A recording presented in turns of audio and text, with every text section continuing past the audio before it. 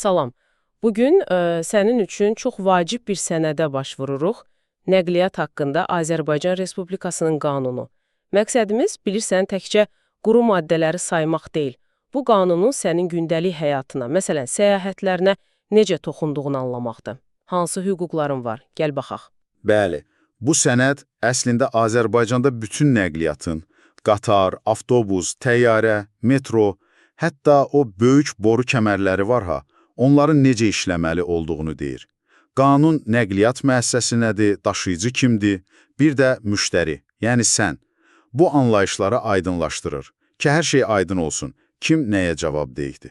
Çox maraqlıdır. Deməli, əgər Azərbaycanın beynəlxalq bir müqaviləsi varsa və orada qayda fərqlidirsə, O zaman beynəlxalq müqavilənin qaydası bizim bu qanundan üstün tutur. Bu vacib məqamdır. yəni bizim nəqliyyat sistemimizdə dünya ilə ayaqlaşır, belə çıxır. Tamamilə. Mülkiyyət məsələsinə də toxunur qanun. Deyir ki, dövlət mülkiyyəti də ola bilər, özəldə, bələdiyyə də, hamısı bərabərdir. Amma bir amma var, ümumi istifadədə olan dəmir yolları, magistral kəmərlər, metro, hava hərəkətini idarə etmə sistemləri kimi şeylər, bunlar ancaq dövlətin ola bilər. Strateji obyektlərdir də. Yəqin ki, təhlükəsizlik və nəzarət üçün. Çox güman ki. Həmçinin o nəqliyyat üçün ayrılan torpaqlar var ha, onların statusu artıq başqa qanunlarla, torpaq məcəlləsi, su məcəlləsi ilə tənzimlənir. Yaxşı, bəs dövlət bu boyda sistemi necə idarə edir? Yəni, mexanizm necədir? Sadəcə qanun verir, yoxsa? Yox, təkcə qanun deyil. Dövlət əsasən, necə deyim, şəraiti yaradır. Vergi siyasəti, maliyyə dəstəyi olanda, qiymətlərin formalaşması, təhlükəsizlik qaydaları, ümumi texniki siyasət. Amma qanunda birbaşa deyilir ki, dövlət orqanları şirkətlərin gündəlik təsərrüfat işinə, yəni alverinə qarışmasın. Sərbəstlik verilir. Amma ümumi nəzarət var yəqin ki. Əlbəttə. Ümumi məqsəd təhlükəsiz, səmərəli işləyən, rəqabətə açıq bir nəqliyyat sistemi qurmaqdır. Bunun üçün proqramlar hazırlayır, islahatlara rəhbərlik edir, beynəlxalq əlaqələri qurur. İqtisadi tərəfinə baxsaq, deyəsən daha çox bazar prinsipləri ön plandadır.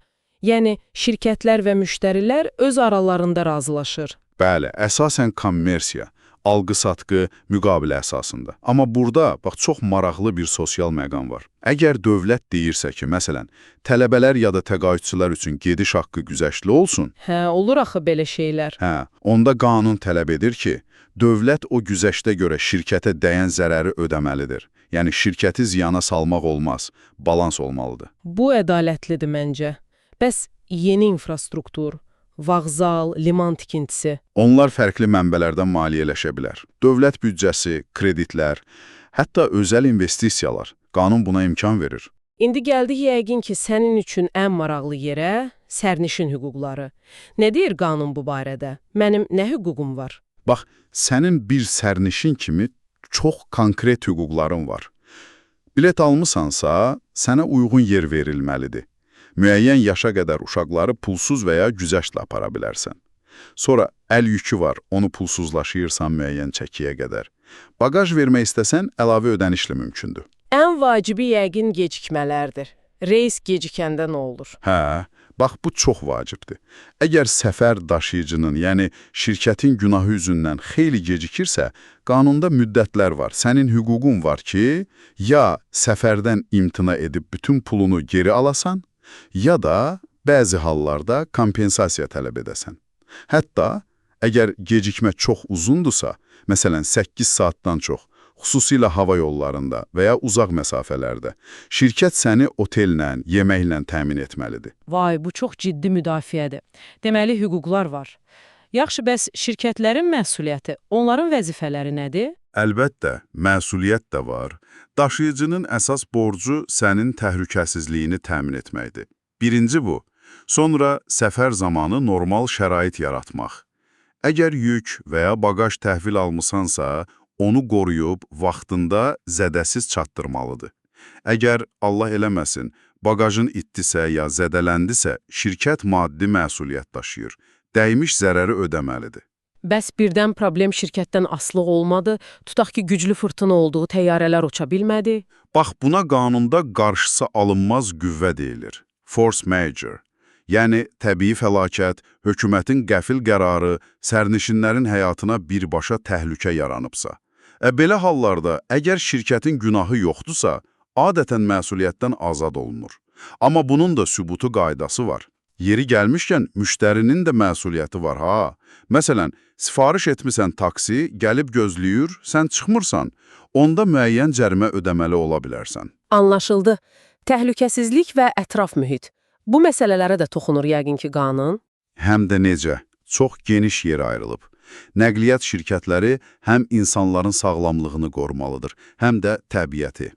Xüsusilə təhlükəli yüklər, partlayıcı, zəhərli, radioaktiv. Bunların daşınması üçün çox sərt qaydalar var. Xüsusi icazələr lazımdır, yük göndərən zəmanət verməlidir, liman, vağzal, aeroport kimi yerlərin təhlükəli zonalarına da kənar adamların girməsi olmaz. Ekoloji tərəfdən desən çox sərt bir qadağa da var idi. Mənim diqqətimi çəkmişdi. Bəli, bəli. Çox prinsipial bir maddədir. Radioaktiv və zəhərli tullantıları sırf başqa ölkələrdə saxlamaq və ya bastırmaq məqsədi ilə Azərbaycan ərazisinə gətirmək və ya buradan tranzitlə keçirmək qəti qadağandır. Qəti. Bu çox güclü ekoloji mövqedir. Bəli, ətraf mühitin qorunması üçün çox ciddi bir addımdır. Sonda bir də sığorta məsələsi qaldı. Hansı sığortalar məcburidir, hansılar könüllü? Deməli, sığorta könüllüdür, amma iki əsas istisna var ki, onlar məcburidir. Birincisi, bütün avtomobil sahibləri üçün mülki məsuliyyət sığortası, yəni, əgər qəza törətsən, başqasına vurduğun zərəri sığorta ödəsin deyə. İkincisi isə, şəhərlərarası və beynəlxalq marşrutlarda işləyən bütün növ sərnişin nəqliyyatı. Avtobus, qatar, təyyarə, gəmi fərqi yoxdur burada. Sənin, yəni sərnişinin fərdi qəza sığortası məcburidir. Bu adətən elə biletin qiymətinə daxil edilir. Deməli, fərqində olmasaq da sığortalanırıq. Bəli, şəhərlərarası və beynəlxalq reyslərdə mütləq. Beynəlxalq daşımalarda əlavə beynəlxalq müqavilələrlə başqa məcburi sığortalar da ola bilər. Deməli, belə yekunlaşdıraq ki, bu nəqliyyat haqqında qanun sadəcə bir kağız parçası deyil. Həm dövlətin bu sahəyə necə yanaşdığını göstərir, həm şirkətlərin öhdəliklərini müəyyən edir, həm də ən əsası sənin bir sərnişin kimi hüquqlarını və təhlükəsizliyini qoruyur.